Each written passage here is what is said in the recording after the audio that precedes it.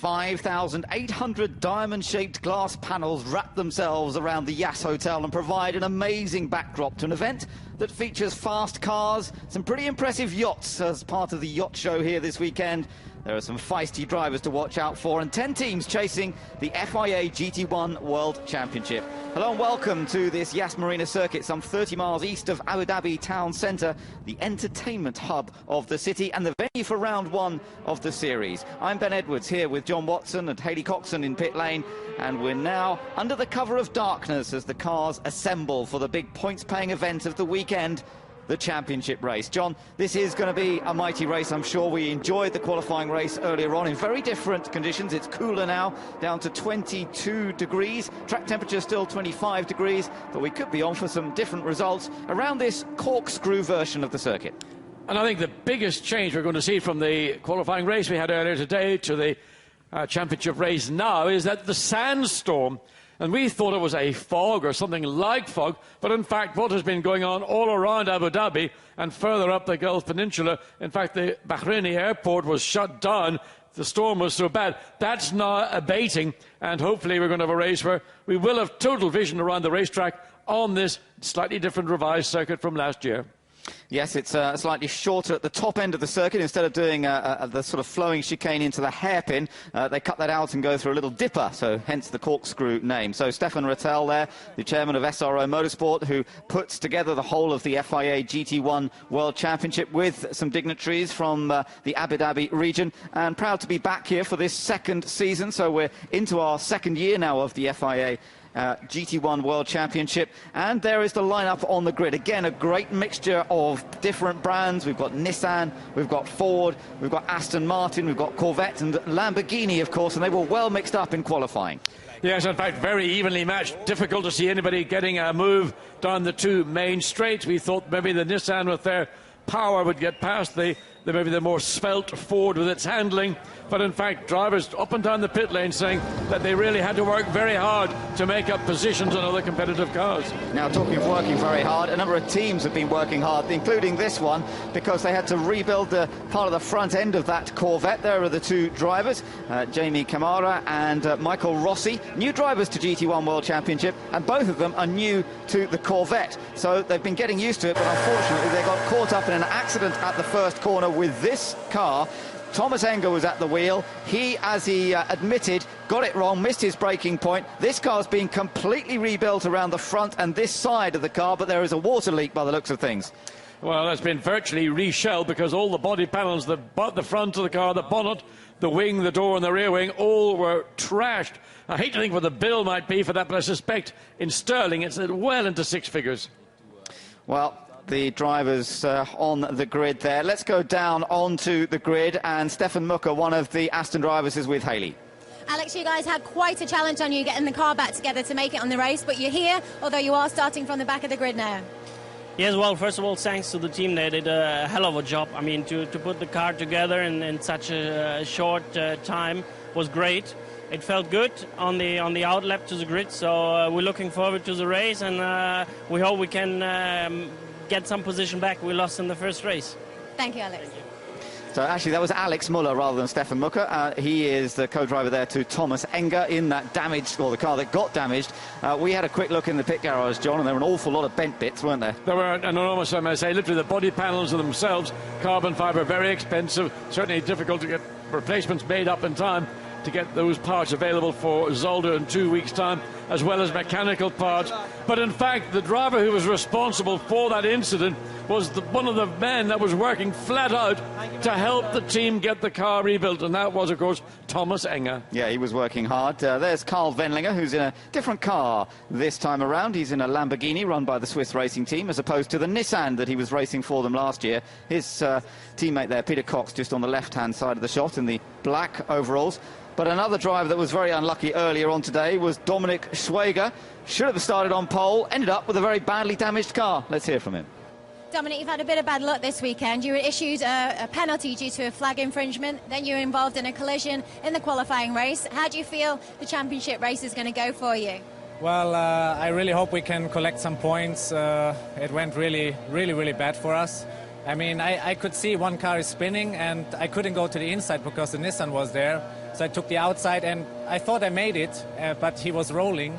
So he just hit me in the rear really bad.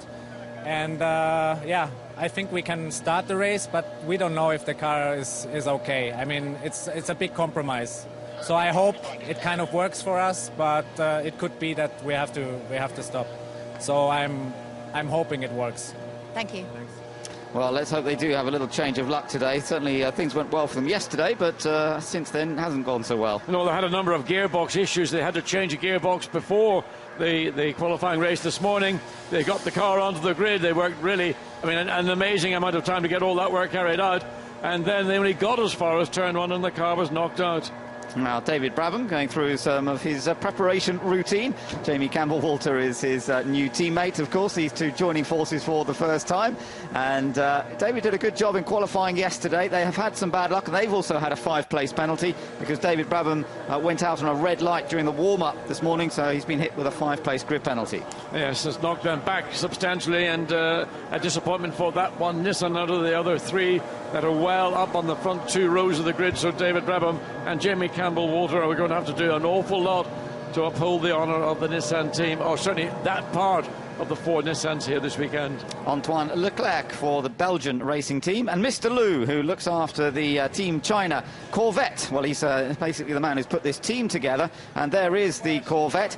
It is going to be driven by Mike Hazemans in the first stint and by Nick Katzberg in the second stint, and great new colours. We're hoping that they will have a second car when we get to the next event at Zolder. Yeah, Mr. Liu is in effect Mr. Motorsport within China here. I think he heads up the Motorsport Federation within China, and a very important man, very influential, and we hope to see at some point some Chinese, certainly one Chinese driver in a second Chinese car later in the season. Now, the grid, there you can see Stefan Rattel with Mr. Liu. And, of course, the Ordos race on the calendar this year. GT1 World Championship going to China for the first time. And that's going to be a very exciting venture for all of the teams and drivers concerned, part of the global tour. So, with a little while to go to the start of the race, but in recognition of the terrible consequences of the earthquake and tsunami in Japan, there will be a minute's silence to respect the suffering and the continued concerns of the Japanese population. So we'll respect that 1 minute silence.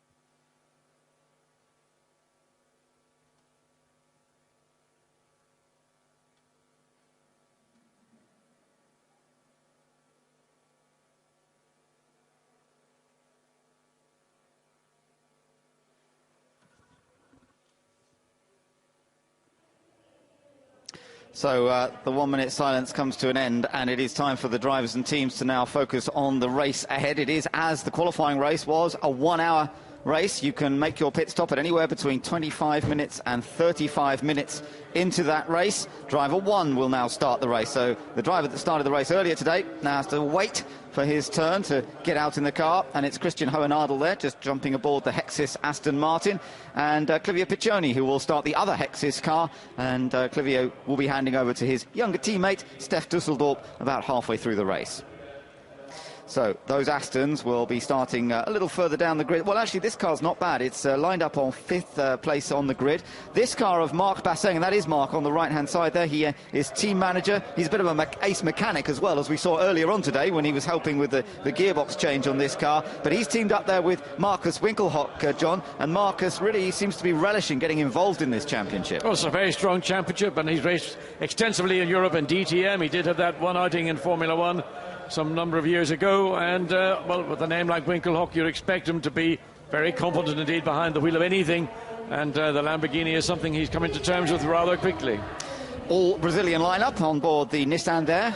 Enrique Bernoldi starting, and Ricardo Zonta will take over. Then this is the number 23 Nissan of Lucas Luhr and Michael Krum. And Lucas is going to make the start, handing over to Michael as we get halfway through the race. Then onto the front row then. We've got Peter Dunbreck starting the Nissan that finished second in the qualifying race. Excellent start for the all-British pairing of Peter Dunbreck and Richard Westbrook. Westbrook, of course, making the switch from a Ford last year into the Nissan. But there's the car that starts on pole, courtesy of that accomplished victory. Both drivers putting in a strong performance, and it's Maxime Martin, the 24-year-old, who will start in this car, and he'll be handing over then to Fred Makovicky, who finished third in last year's championship when he was driving a Hexus Aston Martin. Can they now, having taken their first ever win in the championship, take the full points victory in this race? Well, after the mandatory pit stop of the qualifying race, Martin Maxan had to really defend from Peter Dunbreck in the Nissan. He's going to have to do the same on the rolling start, and the run down into turn one. It's about 400 metres from the starting line, and there's two other Nissans behind. So to think that the Ford GT is not going to be ganged up upon by the Nissans, well, have another think. I tell you, it's going to be very tough for Maxime Martin. Fans getting some opportunities to get some photographs as the cars are still on the grid, stationary at the moment, before they go away on the formation lap in just a few moments' time. So Aston Martins of the young driver team, both down towards the back of the grid. Remember, we've got the repaired car of Alex Muller and Thomas Enger, but just to remind you, the Darren Turner car, which is being started by Stefan Mucker, they had a problem at the pit stop. They were leading the race. Darren had looked as though he had a comfortable margin, but the pit stop went wrong. When Stefan Mucker went out, the wheel wasn't properly located on its lugs, and it wore a great big hole through the rim on his way back into the pits, and they couldn't repair it during the race. So they have got it repaired, but it means we've got two very fast Aston Martins as well as a fast Lamborghini starting down at the back. Away we go then on the formation lap and under floodlights here and Abu Dhabi. Well, what's going to happen in this next 60 minutes or so when they come around for the rolling start? Congratulations to young driver for getting the number 7 car onto the grid. There it is on the left-hand side of the picture. Not quite last now, but that is a mammoth effort that has gone into getting that car out. There's a big cloud of smoke or dust. I'm not sure which it was. It's on the right-hand side of the racetrack as you come down into turn one. A car kicked up, whether it could be just something like chalk dust that's been put down to dry up any liquids that are on the track, or it might be a car with a problem, but hopefully we will find that out very shortly as they make their way now out of turn 7. This is the end of the corkscrew part of this racetrack, the revised Abu Dhabi circuit. 4.7 kilometres in length as opposed to 5.4, and it doesn't make a huge amount of difference in the lap time, maybe 5 or so seconds, but it is probably a more appropriate circuit for the GT1 cars to race on, and certainly in terms of spectacle, watching the cars enter through turn 4 into the corkscrew, very demanding part of the racetrack, and easy to get caught out, make a mistake. Yeah, just looking down through the grid, there you are. At the back of the grid is Alex Muller, who is a new teammate to Thomas Enger, who didn't get a chance, of course, to do any laps at all in the qualifying race, but now gets to start in this one. So quite a lot to watch out for here, with some fast cars starting at the back, but also the race winner from earlier today starting on pole position, but with Peter Dunbreck determined perhaps on the opening lap to take advantage. He so nearly got in front in the qualifying race after the pit stops. Now he's going to try and use Nissan muscle to do the same at the start of this race. Well, I mean, seeing somebody getting mugged is not a pretty sight. That's what I fear Maxime Martin's going to have to deal with, as Nigel Strepney and James Romsey have a quiet word as they wait to see this event get underway. And well, Frederic Machiavelli, he's looking slightly tense. Maybe he's got similar thoughts to those that I'm expressing. Well, let's wait and see what's going to happen here, because they're coming up towards the latter part of the lap, but it is still a long lap here, so it takes a while for them to go around on formation. It's just getting a little bit more heat in the tyres, but it is still pretty warm. 22.4 degrees air temperature, and so despite it being a little cooler than it was earlier today, those guys will be getting hot in the cars by the end of the race. Yes, they will. In fact, it's quite a lot cooler than it was last night when we had the qualifying for this event, and so whether that's going to have a bearing. I know, Ben, we were talking about car setup and tyre pressures in particular, and how sensitive cars are to tyre pressure. So with the cooler temperatures, they're not going to get those variations from the car leaving the pit lane and then the tyre running at a race temperature. So factors that the team will have had to consider prior to doing this formation lap. Right, so they are beginning to line up now in formation. Again, they need to see that these cars are side by side and reasonably closed up together if they're going to give the start signal. Eduardo Freitas, the race director, watches them through these last couple of corners to check that they are bunched up correctly. The pace car goes into the pits, leaving them free, and they are now heading around the final turn. They'll begin to pick up a little bit of pace here. The championship race in Abu Dhabi is about to get underway. Lights out, away we go, and it's a run to the flat, and another Nissan coming through the middle is the Brazilian car of Enrique Bernoldi, now being sandwiched round the outside. Marcus Winkelhock trying to go all the way round the outside. Oh, they just about managed to avoid hitting each other, and it's Enrique Bernoldi who has snatched the advantage. But I think that Winkelhock Lamborghini, there was liquid coming out of the back of the car. It maybe it's an overfill in the water or in the oil, and the car's having to cut across the inside of the corner. So one is some of the midfield out there. It is just on the right of the screen, slowing down. Somebody on the grass as well. They're on the outside, cutting the outside of the corner. That was, I think, one of the Nissans got away with it. I thought they were going to pile straight into the side of somebody, but it didn't quite happen. And Enrique Bernoldi has taken the advantage in the Brazilian colours Nissan, and there's another Nissan in second place. I think that's probably the Peter Dunbrek car. We'll check that in just a moment. And Aston already making progress. Stefan Mucker's made a huge amount of ground. He's got almost past half the field, starting at the back of the grid. Alex Muller not made so many places, but you're right, Stefan Mucker has made a huge number of places on this opening lap in the white Aston Martin with the orange flashes. Here comes the other Aston cutting his way through, but it's Enrique Bernoldi who leads. Peter Dunbrek is in second place, and the pole sitter, who we thought was going to get a good start, Maxime Martin further back. There's Alex Muller in the middle of that lot in the repaired number 7 Aston Martin, but he has made a bit of ground, but not nearly as much as Stefan Mucker, who, as you say, he must have made about 6-7 places. Well, it got very congested up into turn 4. He may well have made the advantage there, but also out of turn 2 there was still that confusion as everybody tried to sort themselves out for the first turn on the opening lap. They are still heading around on the opening lap at the moment, and Enrique Bernoldi is the one with the advantage. I wonder if it would be very interesting to look at the replay at the start, but he certainly shot through from the second row, seemed to time it pretty well, but he comes across the line now. Dunbrek in second in another Nissan. Then it's Max Martin in the Ford. In fourth position, it is Marcus Winkelhock in the Lamborghini. Fifth is Clivio Piccioni in the Aston Martin. Christian Hohnadel is in sixth place in his Aston, and then it's Lucas Lohr, who lost out in the other Nissan there. First lap didn't go so well. Stefan Mucker up to 8th. What a fantastic first lap, managing to miss everybody. And Alex Muller up to 13th. I'd love to see an on-board shot of Stefan Mucker's opening half of that, because that's where he got all those overtakes completed. He had it done before he got to turn 11. Yeah, great stuff. He's now in a bit of a queue of cars. He's got the Corvette of Mike Hasemans right behind him, and he's got the Nissan of Lucas Lohr just ahead as they begin now to settle down. You're on board with Mike Hasemans in the Corvette. Yeah, coming down into turn 8. It's the first of these two tight-ish chicanes at the end of the fairly fast straight. This one is slightly more open, and then again acceleration.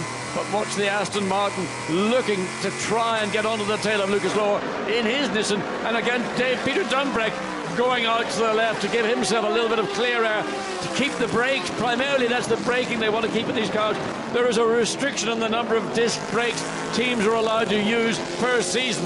So everybody now extremely conscious about overusing the brakes. Look how close Dunbrek has become to the back of that Bernoldi car. Yeah, definitely. Bernoldi not getting away with it here. He is in front, but Dunbrek's not far behind. Then the Ford GT sitting comfortably in third place at the moment in the early stages of this race. And Bernoldi still adapting his style to this Nissan GTR, the front-engined car, big, tall car as well. Very different, of course, to the Maserati that he was driving last year. Bernoldi also getting used to the fact that it's a right-hand drive car, chased there by Peter Dunbrek, who, of course, was in one of these Nissans last year, building on that experience, got a second place in the qualifying race, sits second right now. But look at the Ford tucked in behind out of the twisty sections. And it's the Ford where, from here on to the next 3 corners, it ought to have the advantage. It works better where the aerodynamics come into play. In the slow speed corners, there's not a lot of difference. watch the Ford close up to the back of Peter Dumbreck, up through turn 3 and into turn 4. Yeah, that's where he can certainly gain ground. Stefan Mucker there, still in there in 8th position. Darren Turner will be well pleased to have seen the progress that Stefan made on that opening lap, managing to avoid a lot of the chaos. On board with the Corvette, which is behind Stefan Mucker. You've got the V12 front-engine Aston Martin just ahead. We're riding on board the V8 front-engined Corvette as you come back out onto the main straight, although this straight actually is now on this slightly shorter circuit, not as long as the next straight they come to after the chicane. And you can see the Aston Martin, only Dumbreck right up the rear end of the Bernoldi's Nissan now, looking to find a way. Can he get past on the run down into turn 11? He's got the momentum, but he's not on the right side of the track. He needs to get down the inside, and that's being defended by Bernoldi. Yeah, Bernoldi's not going to make life easy, and of course you've got a lot of top-line drivers in the Nissans this year, but they're all fighting for themselves and for their co-drivers rather than... he's not going to let him through, and the two sister teams involved. You've got the Sumo Power car leading and the JR Motorsports car second. They are allied teams, but even so, there's honour at stake for the engineers and mechanics. The two lead cars need to be very careful indeed, because Maxime Martin behind in the Ford GT is actually the quickest car on the circuit. He has got the quickest lap on lap 2, and you can see in the different parts of the racetrack he can clearly catch these two lead Nissans, and if he could get ahead of them, he could, I believe, pull away comfortably. Yeah, in many ways this is helping him, the fact that Bernoldi's perhaps not quite as quick. His race pace in the qualifying race, Enrique Bernoldi, wasn't quite as fast as one or two of the other Nissans, but having got position, which is what he's done here, it's totally up to him to try and stay there, and it's up to everyone else to try and find a way past. The top three cross the line virtually together then as they head down towards turn 1. Still the Ford shadowing the two Nissans, but it's Bernoldi leading, Dumbreck in second, Martin in third. Winkelhock is still in fourth in the Lamborghini. Fifth place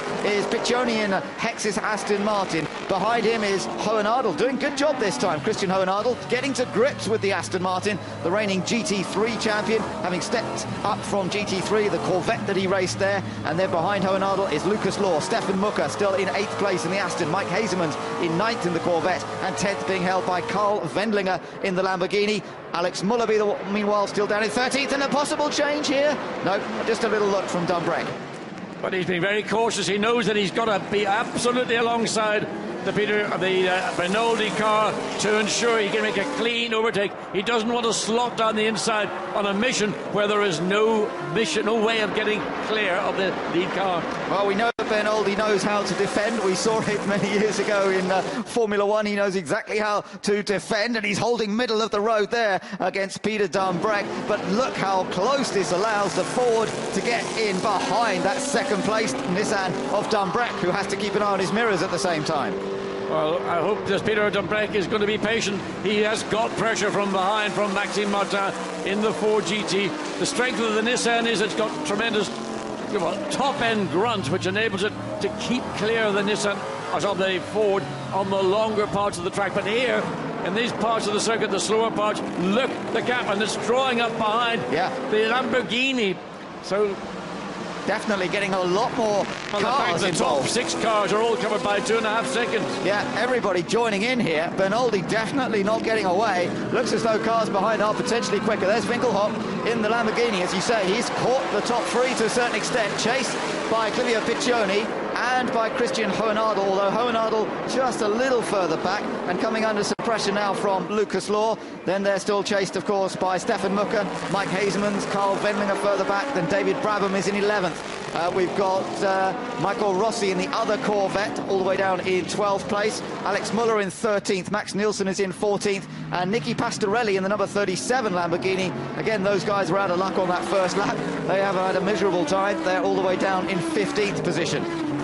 So blasting away out of the corkscrew section. Oh, look at the lights blaring their way down to turn 8. It's a fantastic view as so many cars are close together in the battle for the lead. And a much more aggressive start to this main feature race than we had in the qualifying race, championship race. simply because we didn't have that incident we saw in the qualifying race in turn 1.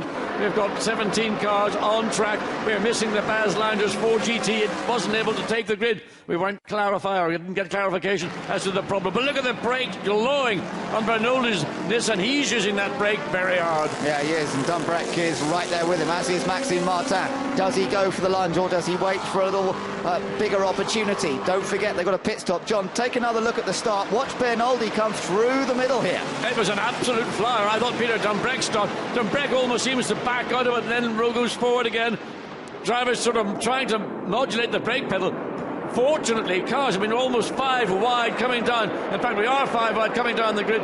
Cars all over the place. But it's around the outside. Winkelhock's car. Now that is, I'm sure that was either water. It must be water coming out from the back of that Lamborghini. But loses out because he runs wide, and he eventually ends up dropping back into 4th. This was on board Stefan Mucker. You said you wanted to see what it looked like from Stefan Mucker's point of view. Well, this is how it looked, John, as they came out of the last corner. So here's a run down, everybody. Hard on it, cars going to the left, cars going to the right. It's like the charge of the Light Brigade. Well, let's get back to what's happening up front. Enrico Bernoldi still leads this race, but still being chased hard by Scotsman Peter Dumbreck in the other Nissan, and by the Ford of Belgian driver Maxime Martin, who wants another victory here today. He won the qualifying race with Fred Makavicki earlier, and now he wants the big points-paying race, the 25 points that are on offer, which can really get their championship campaign going extremely well. Onto the straight they come once more. That glare of lights as they head down, and once more Bernoldi's going a bit defensive, holds the middle ground into turn 8, but there's nowhere really for Dumbreck to go there. No, it's not, and these two Nissans now are holding each other up, and they're allowing the rest of the field to draw right into this pack. Interesting, the quickest car is not the car that's leading. It's actually the car that's in 11th place. It's David Brabham. He has had the fastest lap because he's been able to run in relatively clean air. Just showing that he's adapting to this Nissan very quickly indeed is David Brabham. Again, Bernoldi holds it tight. Nowhere for Dumbreck to go, and he stays in second place. A little bit of a lock-up in the background, but still I think everybody there. Markus Winkelhock in the Lamborghini in 4th place, no doubt having a wonderful view of the 3 ahead of him, having a tough dice just behind the Lamborghini. Dropping back a fraction now is Clivia Piccioni in the Aston Martin, and this is Markus Winkelhock's view, looking at those 3 ahead, John, and he's thinking, well, I can join in on this, but actually maybe they're going to get themselves into trouble before I do. I think joining in is a great idea. I think being prudent is also a very good idea, and when you're the 4th car of a line of 4, all racing, all looking to take away the track from the car that they're battling with, just keep that half a second gap, because if something opens up, you're going to be in the right place, A, to take advantage of it, but secondly, to avoid anything that could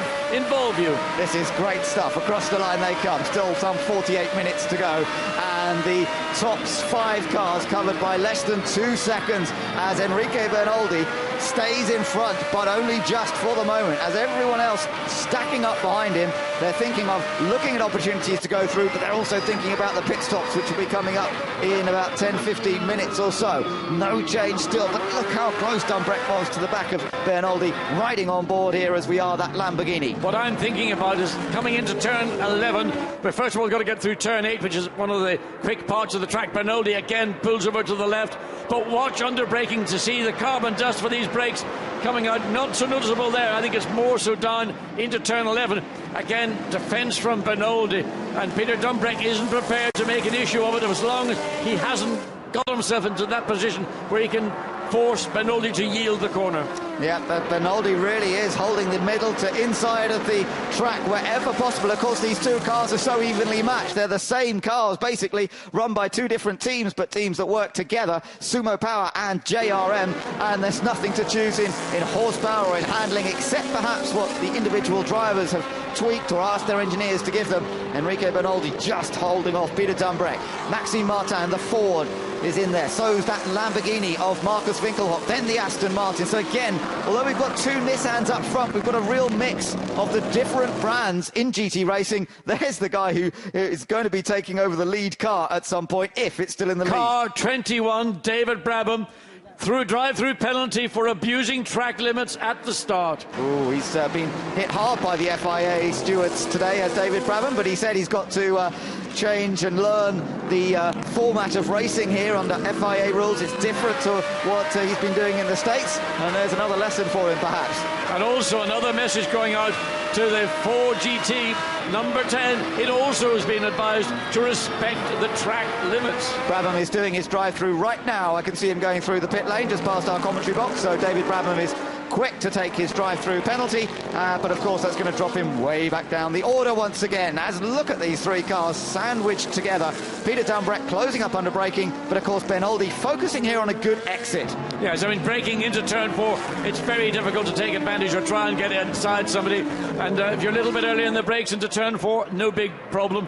Get through that sequence of corners cleanly and then get onto this straight into turn 8 to make sure you get the best out of your car. Fred McAvicky having a discussion with the race engineer there at Mark VDS. How can they find a way of moving their Ford from third, where it is right now, past these two Nissans? That's what they're trying to do. The two Nissans are engaged in their own battle. The Ford doesn't have the straight line speed advantage to having a go down here. The Ford is all about being fast through the corners, and that's why he can't really put any kind of move on there. The Lamborghini glowing its discs beautifully, and Clivio Piccione's caught back up in his Aston Martin. He's on the back of this group now. I think, in fairness to Clivio Piccione, he's actually, they're backing up into him. Yeah. And now we've got the 4th or 6th place.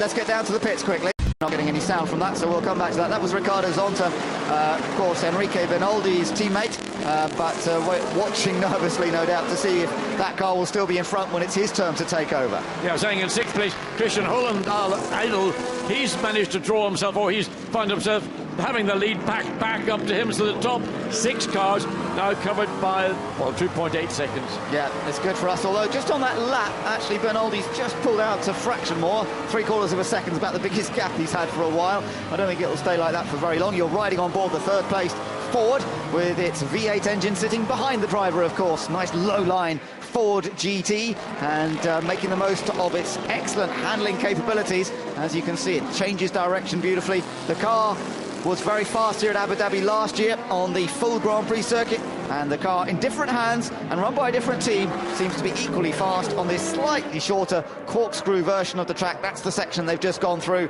Now we're back onto the long straight, and still Ben Oldie moves out to the middle of the road to make sure that Dumbreck doesn't even think about a late lunge down the inside. And I think basically all 5 or nearly all 6 of these lead cars have got to start thinking, you know, we can push it like this. We're running very close to one another.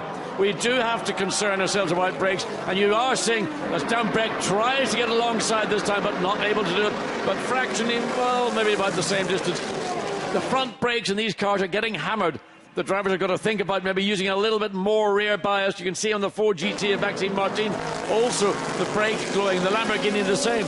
So drivers are going to have to be careful. They may well have to back off a little earlier coming up to some of these corners from high speed to ensure that they just don't wear the brake to a point where they lose performance. Interesting talking to Richard Westbrook after the first race, and he said it's funny at this circuit, the slipstream effect that you expect when you're following, the Ford had a look there, when you're following another car on the long straights here, you expect the slipstream, that hole in the air, to help you close up a little bit. Westbrook said it's funny at this circuit, it doesn't seem to work like that, and he found that in the first race, and it seems to be borne out by what we're watching here. Yeah, I mean, I think that Nissan, as Westbrook was saying to us as well, on the straights aren't really quite long enough for them to gain the full advantage of their potential top speed. So that's part of the reason why they're not able to maybe make the passes that they would have hoped to have done here in Abu Dhabi. Down the inside. Stefan Mucker making a move, I think, or trying to make a move. Somebody got pushed wide. Yeah, I think he might have gained a place there on Lucas Lohr.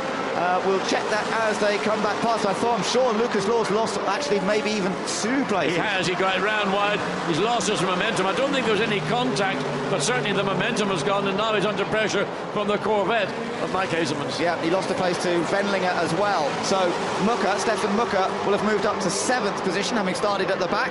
So another place gained. And Benoldi doesn't go defensive for once, because he actually has a little bit of margin over Peter Dumbreck at the end of the straight this time. Dumbreck in 2nd, Martin in 3rd place in the Ford GT. Tends to run a wider line there. Yeah, I'm wondering, is he going to get a little message from the stewards to say that you're taking advantage of the racetrack? You're not really meant to use that width on the exit out of turn 7. We're about 6.5 minutes away from the pit lane opening up. And this race could well be decided on pit stops, because they're also close together at this stage. It could well come down to the teams in the pit lane and their quick in-lap and a quick out-lap. Well, that's going to make life very exciting. We saw that in the first race when we saw Nissan versus Ford around the time of the pit stops. Could well happen again. The Ford sitting pretty in third place. Here you are on board. See the gear indicator shining up very clearly on the dashboard. The rev gauge climbing and dropping. First gear he's down to through that tight little section around by the hotel, and then of course pulling back on the gear lever up through the gears and picking up a bit more pace. But certainly Bernoldi's got a little bit of a cushion, but the pressure behind Peter Dumbrek is very intense. Richard Westbrook is going to jump into the Dumbrek car, as will Ricardo Zonta into the lead car. There's a slight look of tension more on Richard Westbrook's face as we see Fred Makavicki preparing as we get at 40 minutes remaining in this race. 5 more minutes and the pit lane will be available for teams to make their pit stop. Will they all come in at the same time? That will be the big question once again. Last time, remember, the Westbrook car stayed out for a lap longer, hoping for a bit of clear space, and somebody might try and do that again here. So a bit of strategy is going to come into play, and that's going to be very exciting to watch. Top 4 cars, 5 cars, in fact, still very close to one another. Oh, Dumbrek just puts a wheel over the curb. Cars snakes a little bit, but no problem for Dumbrek. Sorts it all out, gathers it together. Former champion in Formula 3 in Japan, raced in GTs in Japan over many years, did Peter Dumbrek. And now it's Peter Dumbrek who's having to go defensive. Winkelhock, sorry John, but a bit of a lock-up from Winkelhock there. Thought he seemed to be getting a bit of smoke off the front tyres. Well, into turn 8 and turn 9, it was clear that Dumbrek's falling back from Bernoldi, and now he's having to focus more on what's going on behind him, because Maxime Martin will realise that maybe Peter Dumbrek has lost a little bit of either grip or simply just has running out of brakes, running so close behind this car. Somebody flashing their lights in the background. I think it might have been Stefan Mucker, who's trying to find a way past the Aston Martin of Christian Hohenadel. So maybe gain another place if he can. You can just see them at the top of the shot there, the white Aston Martin. He's not flashing his lights at the moment, but somebody was definitely flashing the lights away a little bit on that last section. And Stefan Mucker, who has come up to 7th place, now has another Aston ahead. You're on board with him right now, Stefan Mucker, and he's chasing the reigning GT3 champion, who is Christian Hohenadel. Won that title last year with Daniel Kalvitz in the Callaway Corvette. And by doing so, partly by doing so, he won the Michelin Award, which has helped him make the transition up here to GT1, paying some of the bills and supplying some 40 sets of tyres to the GT3 champion. So he's up ahead in the other Aston Martin. Oh, Mucker really having to work hard there. And you talk about Christian Hohenadel, all the good news about being able to make the transition to GT1 in 2011, but he ain't going to have that bonus to carry him forward into 2012. And that was the bad news, he said. Yeah, he's going to have to prove himself in this 1 year, and this opportunity that he's got. So got to get on with the programme here as we back on board with Marcus Winkelhock. He's in 4th place, remember, still the top 3 ahead, but Bernoldi's just made a tiny little bit of a break, not really enough to be comfortable with. We're just over 3 minutes away now from the pit window opening up, and Marcus Winkelhock punching his way through those gears once again, finding that one of the things he has to get used to. It's a slightly more aggressive move on the gear lever in these cars than he's perhaps used to with the DTM cars that he's been racing over the last couple of years. But no, he seems to be dealing with it well, and we're back on board the Ford now as they go over the other grid. The other straight here, the back stretch, has a separate grid which can be used for other racing. And Marcus Winkelhock also pulls out to get a look, a bit of smoke under that. Yes, a puncture. Lucas Law, that is, number 23, Nissan. Big problems then for the German team. Well, that's the contact that must have taken place down in turn 1 when we saw Stefan Mucker, who finally made through. There was contact clearly, or something has led to that right front, left front. We have to check it and see. This was already in trouble here. You can see it, Lucas Law, smoke pouring off the left front. Yep, you're right, John. And he's moving out of the way. The car scraping on the ground, showering the sparks to cars following. And he's just desperately trying to get it back to the pits here. Yeah, no, I mean, it's a nightmare when you've got a left front, right front go down. You can see all the titanium sparks coming off the floor underneath the car as we go back to the lead. Bernoldi now with a comfortable 0.9 of a second.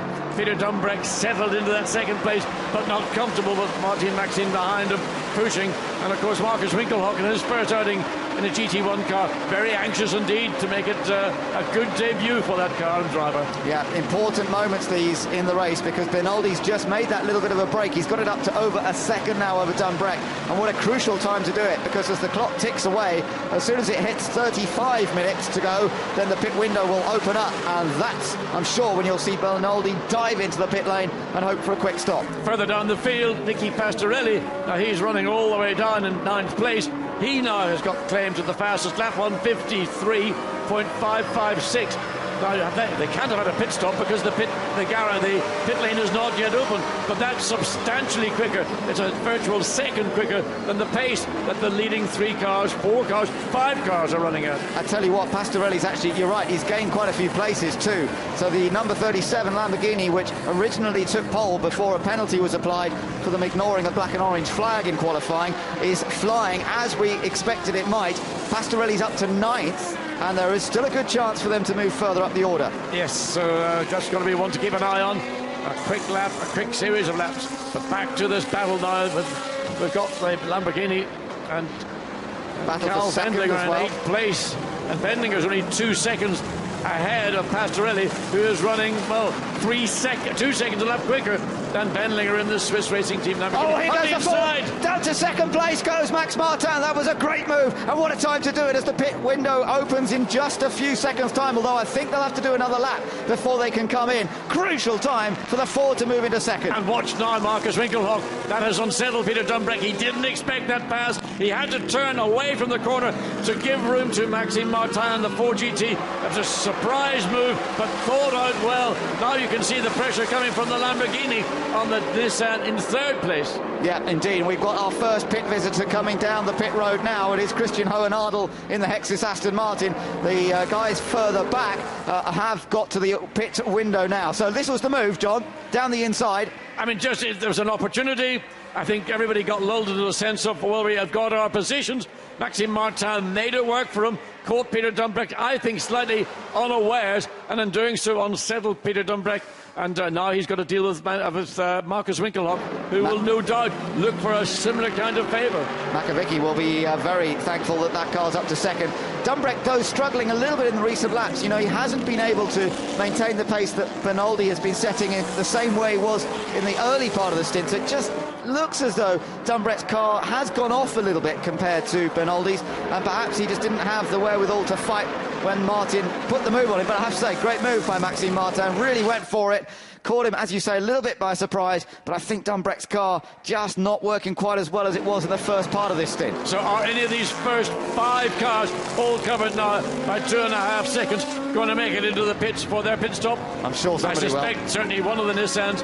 Whether Maxime Martin will stay out and try and do what Nissan did in the qualifying race and gain a bit of track time, well, it's going to be a very close call because if they all piled into the pit lane at the same time, we'll wait to see. Yeah, that's going to be interesting. That's going to be down to whoever's calling the strategy on the pit wall. Does that Ford there, number 41 in second, does it stay out and do another lap while the other guys come into the pits, or will they shadow the race leader? That's the call they've got to make. It'll be based on lap times and predicted lap times, and he does come in. They both come in at the same time, so it will be down to their crews as much as anything, but some people are staying out on circuit. That's interesting. So, yeah, Peter Dumbreck stays out. So Dumbreck has decided he's going to stay out. That's an interesting choice, that one. Well, I think it's, I mean, Nissan, they may well have chosen to sort of mix and match. They've got 1st and 3rd on the road.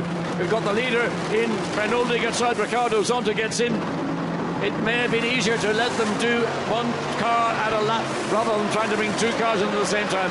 This was a very good stop in the qualifying race for the Ford of Makovici, who's now into that car. Zonta getting the belts attached, closing the door.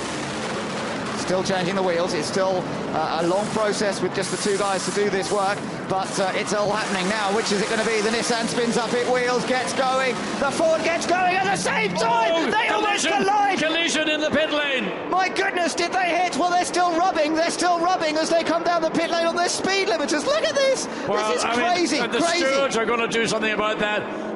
While you release a car and how the car coming down the pit lane has to respond to that release car, that's going to be under review without hesitation, question or whatever. And, you know, Yeah. oh dear. What a me. dangerous place, a pit lane, even on the speed limit, to be doing stuff like that. It is just not right. And there's smoke pouring off that Bernoldi, a Zonta car. I wonder if it's got away. And look, a good stop by Stefan Mucker changing to Darren Turner. And Darren Turner's come out in a fantastic position. And I think the Bernoldi Zonta car is in big trouble, but whether that will also apply to the 4GT, as we see that, yes, Darren Turner has gone ahead of the Brazilian car, which clearly he's going to be back in the pits at the end of this lap. Yeah, Zonta, who was battling with Makovic as they came down the pit lane, rubbing, and Bernoldi will have seen that, and he'll be absolutely gutted. The two cars went... Oh, it's punctured the right front. That's what it is. So the rubbing has had its effect, and it has punctured. That's two Nissans now that have suffered punctured tyres for various reasons, and poor old Ricardo Zonta is going to have a long way to limp back. Well, this is what close racing's about, but it's not meant to be close in the pit lane, as we saw. One of those two drivers should have backed out. Now, this who is was in the right or who was in the wrong, we will have to wait. Peter Dumbreck, who took the lead there, has now come into the pits. He stayed out for a lap longer. Now, he still has a chance of getting back in front. This will be Westbrook taking over from Dumbreck. There could be a chance for Richard Westbrook to come out in front of the Ford. Remember, Makovic was involved in that incident with Ricardo Zonta going down the pit lane. You'd expect perhaps him to still have a bit of an edge, but Richard Westbrook will come out pretty close to him. Let's see what happens on the speed limiter initially, down towards this unique pit exit where they go